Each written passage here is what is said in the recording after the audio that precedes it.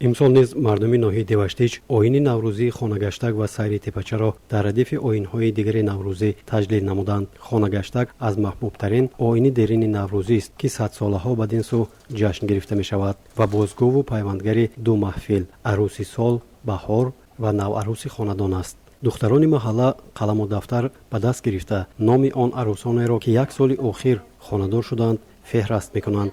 миёни худ маслиҳат мекунанд, ки гаштакро яъне арӯсбинонро кай ва аз хонаи кӣ оғоз кунанд. наварӯсон чун медонанд, ки ба манзили онҳо гулдухтаракон ва бонувони гузару маҳалла меоянд, омодагии хешро барои истиқболи онҳо ҳанӯз 10 рӯз қабл оғоз мебахшанд. онҳо нахуст ба назофату таъмизу поккории ҳавливу дари худ шурӯъ карда бисоту палоси хешро шамол медиҳанд. фаршу сақфи хонашонро рӯбучин менамоянд. хонаи арӯсро ба таври хоса ороиш мебахшанд. дар пешгоҳи хона дар як сӯ миёнбандҳои суннативу миллии домод ва дар паҳлӯи он рӯймолу рӯсариҳои бонувона барчида мешаванд, ки онҳоро арӯс бо дастони хеш ҳошиябандиву гулкорӣ менамояд. арӯсу хушноман либосҳои рангини арӯсу шаҳрро мураттаб сохта дар як радда ба тани девор овезон менамоянд. хонаро бо гулу гулдастаҳо, гуна гуна бозичаҳо музайян ва бо атру хушбӯйиҳо муаттар месозанд. яке аз анъанаҳои маъруфи миллати мо чунин аст, ки дар арафаи фарорасии фасли баҳор, ки ҷашнҳои зиёд дар моҳи март ҳаст, рӯзи модарон, ҷашни байналмилалии наврӯзи аҷам, он оилаҳое ки арӯси нав доранд, хонаҳои арӯсони худро бо либосҳои миллии наварӯсон, ҳамчунин бо он матоъҳое ки зардӯзӣ аст, бо матоъҳое ки дасти дӯхт аст ва аз қадим ба мо мерос монда омада аст, ором медиҳанд. ва хушбахтона имрӯз ин анъана давом дорад, аз байн нарафтааст ва мо кӯшиш мекунем, ки чунин анъанаҳоро аз насл ба насл барем. ва имрӯз мо шоҳиди чунин як хонаи зебои наварӯсе шудем, ки дар ин хона ҳам сӯзанӣ, ҳам либосҳои наварӯз дар хона яъне гӯё ки ба намоиш гузошта шудааст.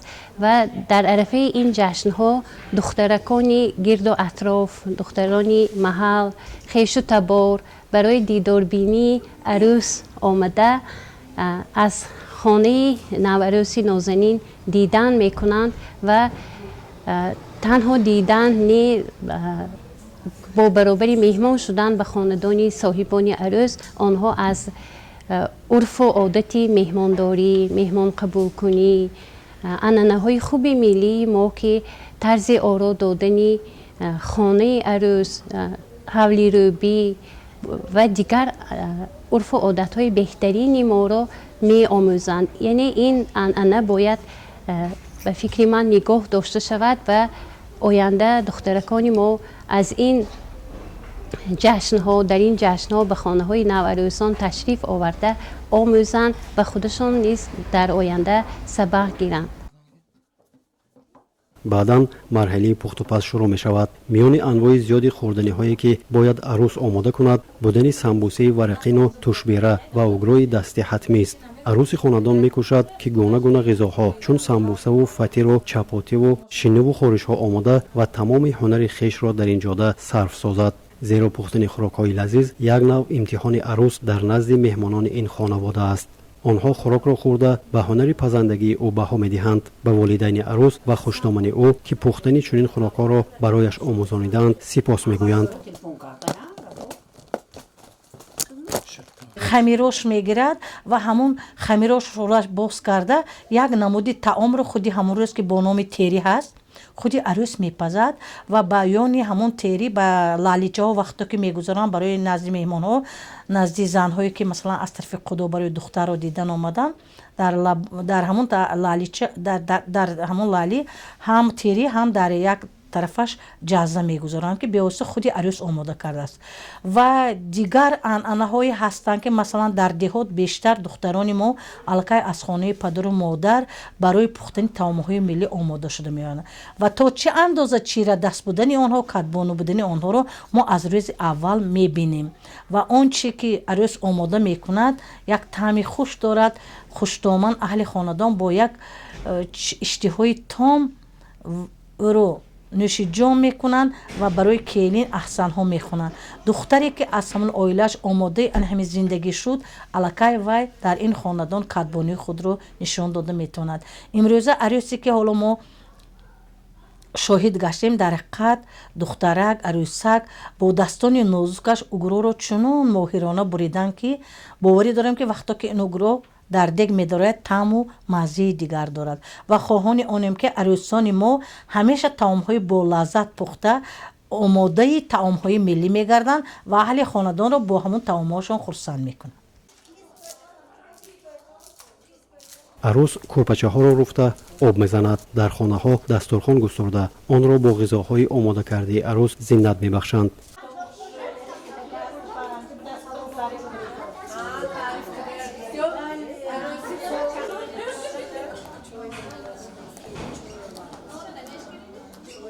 сипас меҳмононро ба сари дастурхон даъват карда дасти чап пеши бар барояшон бо дасти рост пиёлаи чой дароз мекунанд. баъди зиёфат арӯс бисоти хешро кушода бо дар назардошти синну сол тӯҳфаҳои рамзӣ месупорад ки миёни онҳо атру упоҳои хушбӯй, собуну шампун, рӯймолчаҳо, шонаву оина ва бадин монанд армуғон ҳаст. истиқболу гусели меҳмонон ҳамин тавр то фарорасидани шом идома меёбад. زنها سرود میخوانیم. بله. از بالا آب می آید هلاله، بوی بهار می آید هلال، خانه را جراب زنیم هلاله، هی عروسی نو می آید هلاله، اومد گردم هلاله، قدوم اومد گردم هلاله.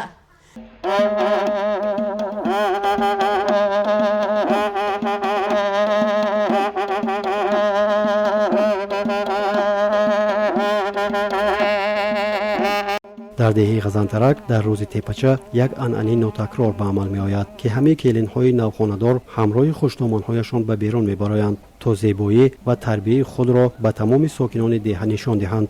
ин ҷашн барои сокинони маҳаллӣ аҳамияти бузург дошта барои хуштоманҳо имкон медиҳад то нишон диҳанд ки чӣ гуна арӯсҳои зебо ва боодоб барои писарони худ интихоб карданд. дар миёни ҳамаи арӯсоне ки дар ин ҷашн муаррифӣ шуданд онҳое ҳастанд ки аллакай дар мавқеи ҷолиб қарор доранд ва ҳамагӣ 2 рӯз пеш издивоҷ карданд. келинҳо барои ҳамаи меҳмонони ид нозу неъмат тайёр мекунанд. хуштоманҳо кӯрпачиву дастурхони зеботарин меоранд. бӯз мегӯем қишлоқ фақат ҳамин ҷамоати ғазантарак қишлоқи ғазантарак ба ҳамин хел анъанаҳай агар ман 80 гузаштагӣ бошам зиёда аз 90 сол ҳамин анъана давом карда истодааст. як рӯз пеш хони келиноба мегардад духтарако, дуюм рӯз рӯзи 8 ба анамин хел ҷоҳои васеба омада келино қатор таъзимкунон идро хурсандона бо рақсу бо сурудҳои баҳорӣ пешвоз мегиранд. ин анъанаҳо қадими омадагӣ ҳоло ҳам аз байн рафтагиш не. дар ҳамин ҷамоати ғазантарак доимо ҳар сол ҳамин хел ид мешавад.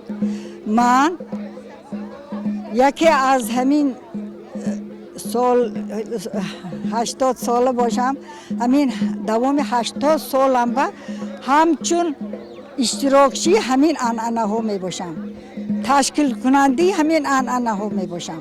рӯзона хуштомону келинҳо ба ҳама раҳгузарон ва онҳое ки мехоҳанд дар ҷашн иштирок кунанд хӯрок омода мекунанд.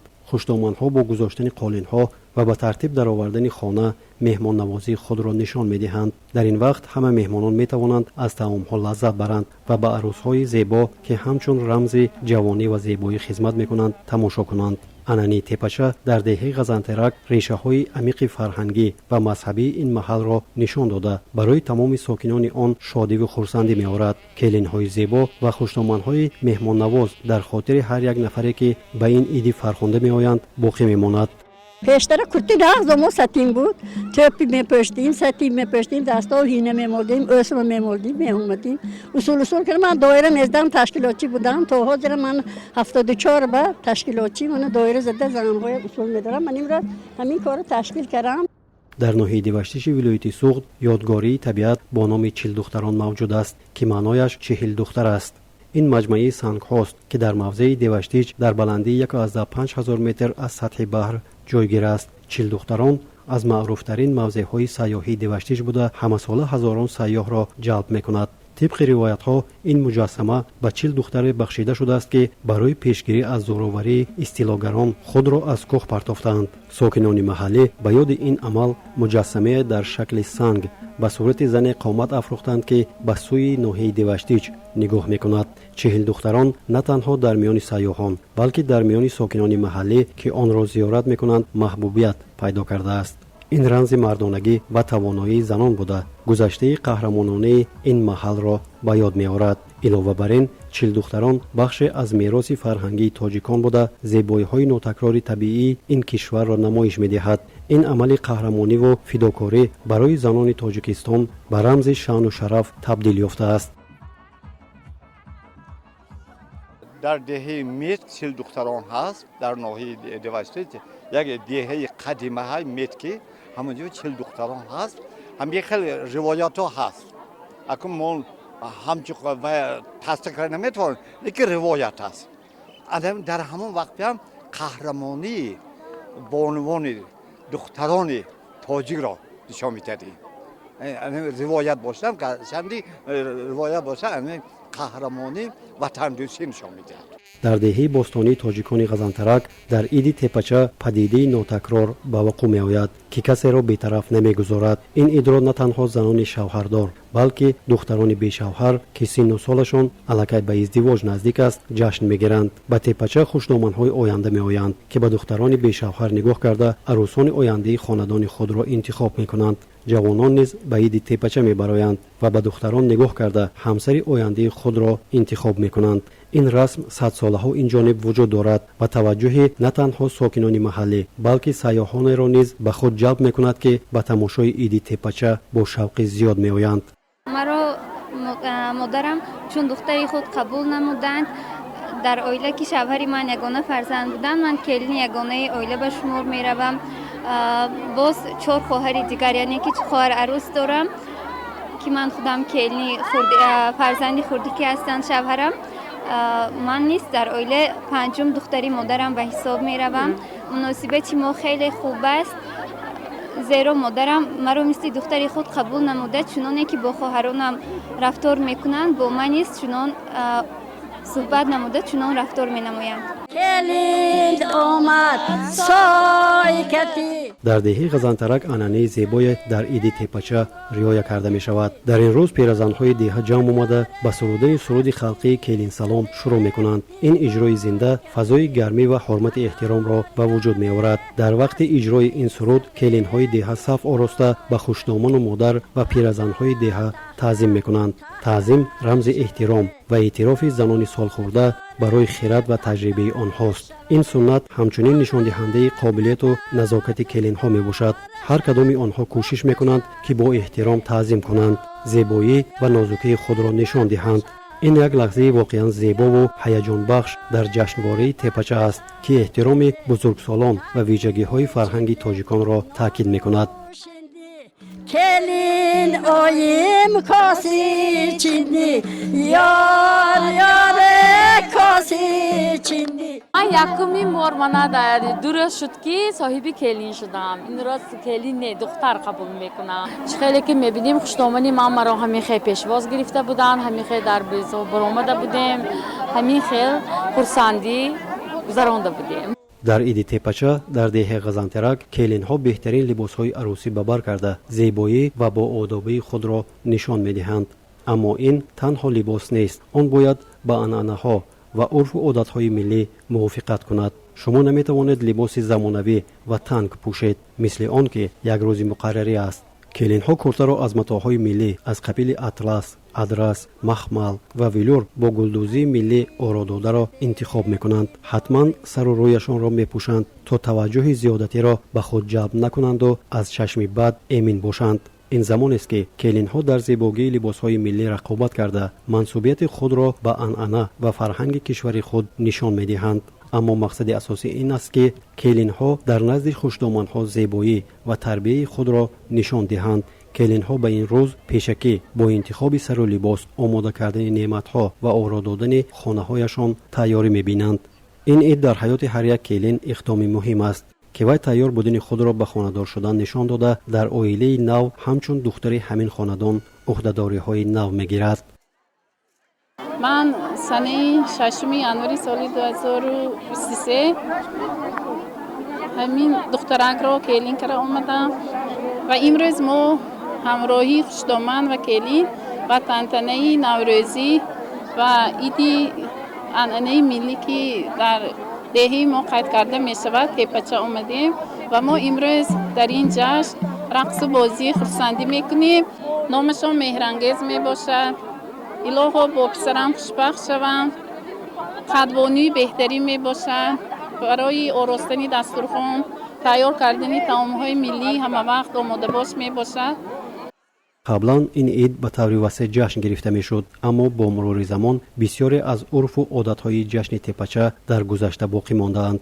имрӯз ҷашн бо тафсири муосир таҷлил мешавад ки танҳо баъзе унсурҳои ҷашни анъанавиро нигоҳ доштааст. бо вуҷуди ин ҷашни тепача ҳанӯз ҳам дар ҳаёти фарҳангии сокинон як ҳодисаи муҳим аст ки аз эҳтироми онҳо ба расму оинҳои кишвари худ гувоҳӣ медиҳад. чун иди тепача аз гузашта хоси мардуми деҳаи ғазантарак буда онро дар дигар минтақаҳои ноҳия қайд намекарданд, ин ид дар дигар деҳаҳои ноҳияи деваштич ҷашн гирифта намешавад. ҳамин тариқ ҷашни тепача як рӯйдоди нотакрор ва махсус боқӣ мемонад ки танҳо барои занони деҳаи ғазантарак дастрас аст.